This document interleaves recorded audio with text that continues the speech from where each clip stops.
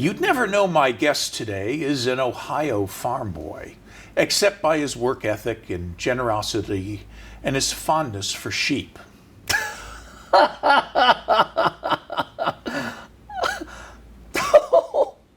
Yeah. Shall I continue? You continue, yes. The best intro ever. And like a lot of people, he came to Sarasota because of work. No place else would hire him. Oh, wow. And he stayed and stayed. He's an actor and a playwright, but he may be best known for his role of artistic director at the Players Center for Performing Arts. Jeffery Kin, welcome to Suncoast People. Thank you. Wow, that was some intro. I'm flattered? I think. So just so you know, the Kins in Ohio are known for their sheep. My uncle and my cousins have award-winning This is a family sheep. show. Yeah, I know. I'm telling you. My dad went into cattle, but my family's name, Kin Cordale, is all sheep. Really? So that's why I kind of laughed a little bit, because not far from the truth. Wow, you really pulled the wool over my eyes on that one. Oh my gosh. Mm-hmm. You.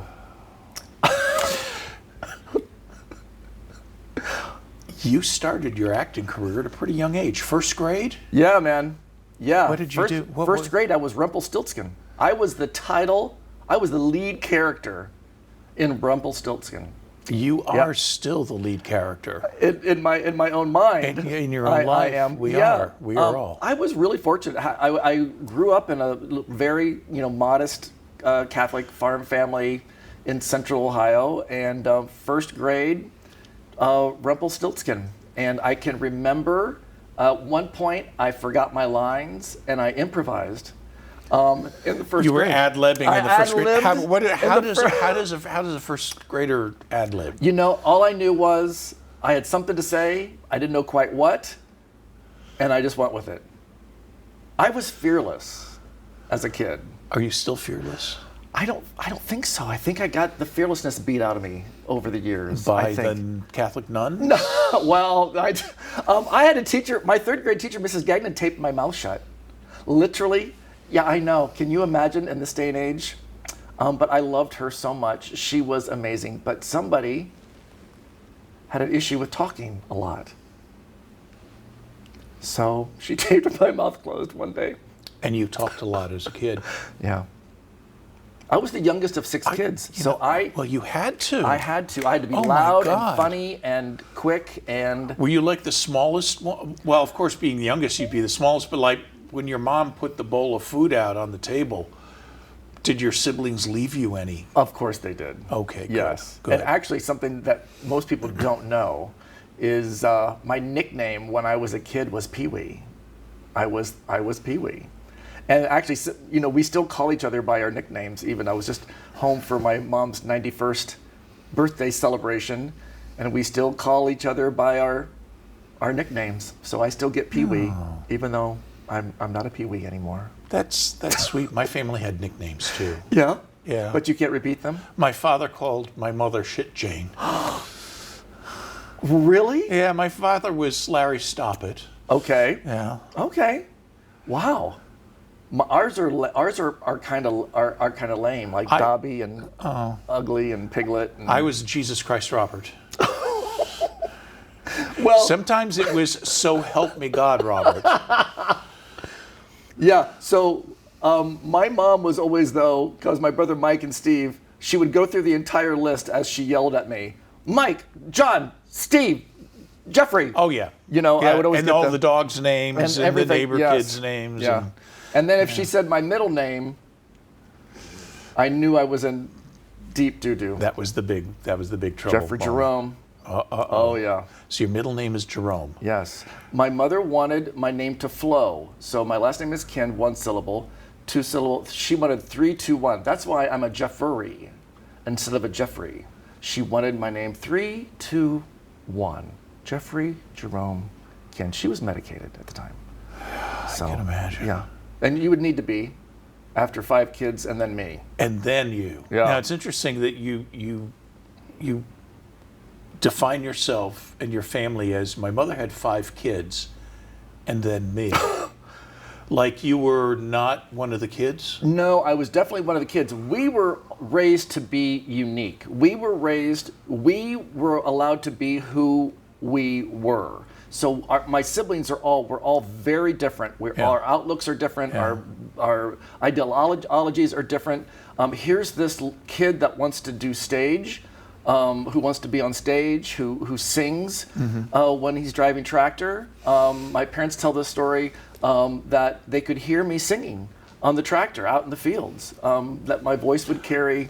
So your parents were totally behind you in this career in theater. Once I finally started to show prowess. So basically in school it was one thing. That wasn't in the first grade. No, that wasn't. Yeah, no, I don't think that wasn't that good of I didn't do a very good job. Okay. But when I did my first community theater show at 13, my mom took me to the audition and she basically said, and she still says, from the moment I walked on stage, she knew that that's where I belonged. Yeah. And they supported and attended, even if they didn't understand. You know, my dad, bless his heart, and you know, Bob Kin, he's a farmer. He's Ed Asner as a farmer. Okay. And then all of a sudden now here's this singing, dancing kid. And he was always so supportive. I've been so blessed in my life with really supportive people in my life. And that's so sweet that your mom would say that you belong She knew. in the theater. She said right when I walked on stage. You know, your mom could have said you belong in jail. Yeah, but I'm a good kid. And Were you a good kid? Oh, yeah. I was always a good kid. Except for the tape over the mouth. Yeah, I did get away with some stuff, but the innocent people you got to look out for anyway. Okay. You know. All right. Yeah. So when was your first visit to Sarasota? Wow. Well, I had graduated from college, and then I went to New York and did the professional actor thing for a few years, and didn't like who I became. I really didn't. Who did you become? Somebody, the New Yorker part of me came out, and not that there's anything wrong with New Yorkers, but here's this country kid that now had New York sensibilities, and I was harsh, and I was terse, and I didn't, and the straw that broke the camel's back, I was walking down Fifth Avenue in the dead of winter, and there was a homeless person literally in underwear on a subway grate in the middle of winter in underwear. And I walked right by them, and it didn't faze me. And I got about a half a block down the street, and I went, you just walked past that person, and you didn't think twice. Who are you? I didn't like who I became. So I had friends living on the other coast of Florida, and then my friend Catherine was over here doing a show, and she goes, "Hey, we need some brothers in Joseph and the Amazing Technicolor Dreamcoat." And I came over, and then I never left. I just stayed. What year was that? 1991. Wow, that makes you almost a native, doesn't it? Almost a native. I've seen some changes. I'll bet. What have you seen change in Sarasota? Well, of course, the obvious high rises. Yeah. And some of the pretty buildings going away, the interesting, unique buildings, the unique character. You know, that was always a little sad. I was one of those people that was praying that they would do something great, you know, with Ringling Towers. But it was just in the wrong place, and you know, what do you do, you know, with some of these places? What do you do? So that's the sad part, is to see some of the character go. But at the same point, I love change, and I embrace change. Mm-hmm. And you can't stay the same. You've always got to be evolving and changing and growing. Have the people changed here? I don't think so. I've always felt like the other coast gets the East Coast, and then this coast gets more of the Midwest. And I am definitely a Midwest kid. You know, I care. I get emotional about things. You know, I feel I am definitely not an East Coast New Yorker type. I tried it, didn't work. You joined the Players, what, in 2006? 2007. 2007. July 3rd, 2007. And I can remember getting out of my pickup truck, because I had a pickup truck then. Yeah. And the first day, I got out of my truck and I looked at the theater building and I'm like, wow, this is going to be a cinch. Why did you think this is going to be a cinch? Because I had been producing shows and directing and acting all my life. So I figured, if this is all I have to do, I'm not having a full-time job, I'm not doing this, I'm not doing this, I'm not doing this. Wow, I get to focus all my energies in one place at one time. This is going to be easy. And was it? Wow, no. But you don't know what you don't know. Yeah. And I feel like I'm a product of what went wrong. I feel like I'm a product of what I didn't get, or what the roles I didn't get, and the shows I didn't get cast in, and the issues that I've had in productions. You learn from them. You grow. And when you stop growing, then. And so what did you learn from that experience? Probably that you can't take things personally. And that usually when people have an issue or a problem, it has nothing to do with you whatsoever and everything to do with them. So I think it's probably why I can be in a bad mood. I can have an issue with somebody. I could have had an argument with somebody, but I never take that out on the next person I meet. I always think that that's unfair. So I think people tend to think that I'm pretty happy-go-lucky. I am, but I can break it and dump it. Like, that was not good. I don't like that. It's past. I'm not going to transfer that bad negative energy to somebody who is innocent of crime. Sure. You've got to learn to let it go and start fresh and treat people with, the respect and the courtesy and the smile. It takes nothing to be kind. That's true. What did you love about being artistic director? The people. I loved my patrons. I loved I was very hands-on when it came to getting my audiences in and out of the theater every day. I loved talking to them and getting to know them and hearing their responses. And one of my favorite things ever is no matter the show, I would always have somebody say, "That's the best show you've ever done." And I just, and even when I know maybe that show wasn't the best show we've ever done, if somebody felt that way, I felt like we were successful. And so what's it like making that transference from being a performer or a director and deeply involved with a show to being an artistic director? It's no fun. Actually, it is fun. But, you get applause when you're a performer. You get laud. You get congratulated. No one thanks the boss. Nobody thanks the producer. Nobody thanks, you know what I mean? So it is a little thankless. It's a little bit of a thankless job, making sure that, everything's running and the bills are paid. And it was great, when I wrapped up at the Players, I did a staged reading at Florida Studio Theater. And it was just so much fun to not be in charge. It was great to just be an actor. Yeah. And just be. I hear you. And now you're applying all these creative skills that you've built over the so many decades of your career. Decades. Well, I started in community theater when I was 13. That's what I mean. So you've been at it for 20 years. You're so kind. Yeah. I just turned 58, and I feel like 28. You are not 58. 58. Yeah. I'm a little older than you. Just a little. By 5 years. Every year is a good year. Yeah. Yeah. Yeah, I forgot my Clairol just for men. I died this morning just for you. Oh, I die every day. I die every time the cameras start rolling. Every day a little death. Yes. Everything's a show tune. I like to say every day is one step closer to the grave. But I'm an optimist. Yeah, right. I am one of those people that appreciates every birthday, because so many of my friends in the 80s never made it. And then I've had so many people that have lost their battles with cancer or certain diseases.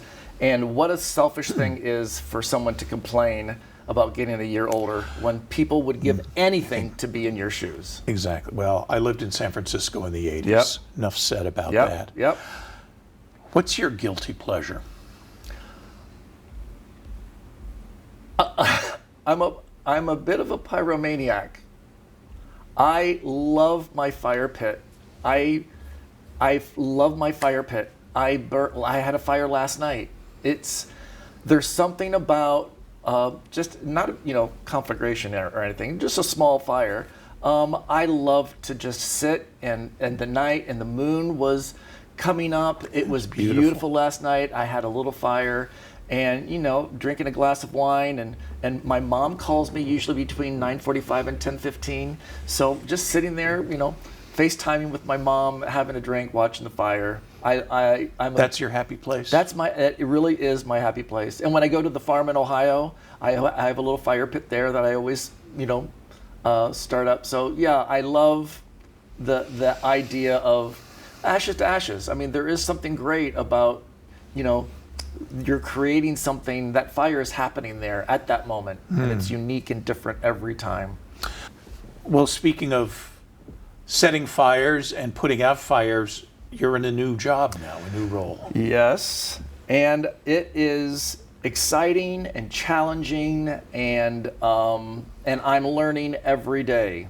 And basically, I was approached by a group of business people in Sarasota that said we would love for Sarasota to have a branded arts-centric festival.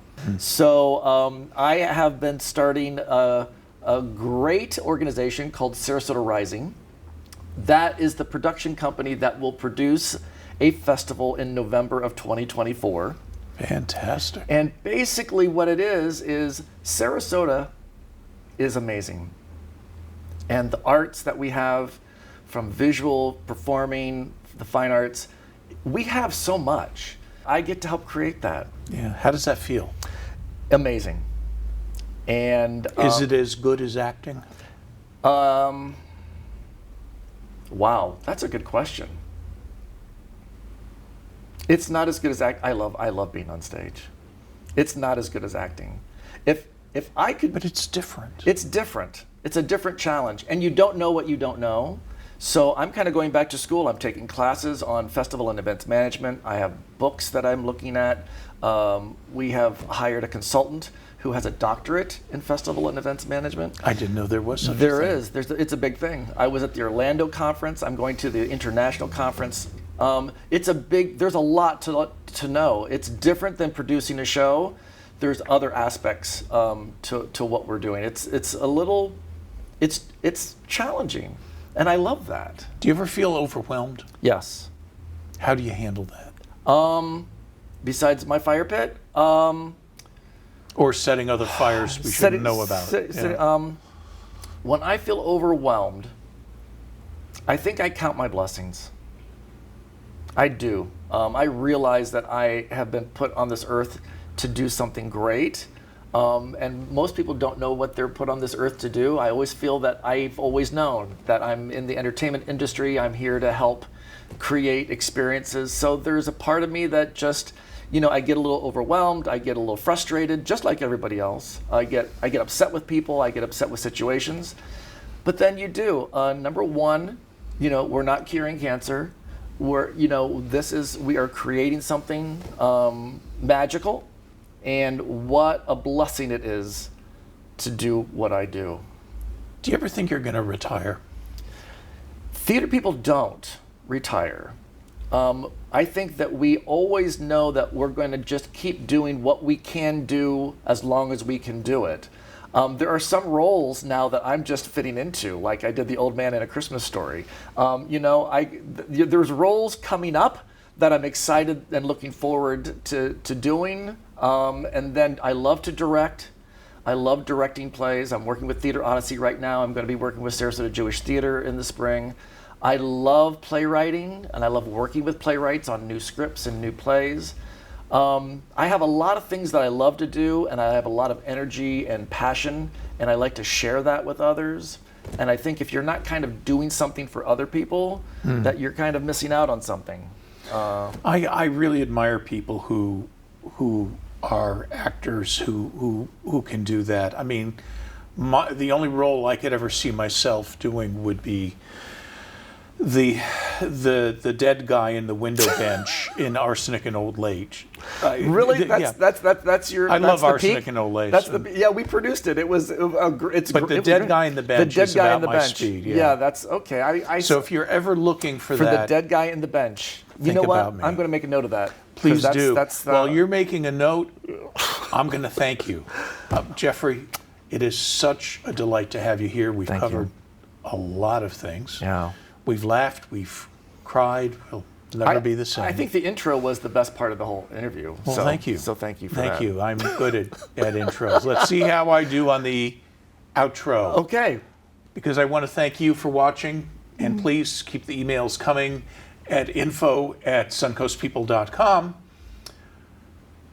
I'm Robert Tim. Thanks for watching.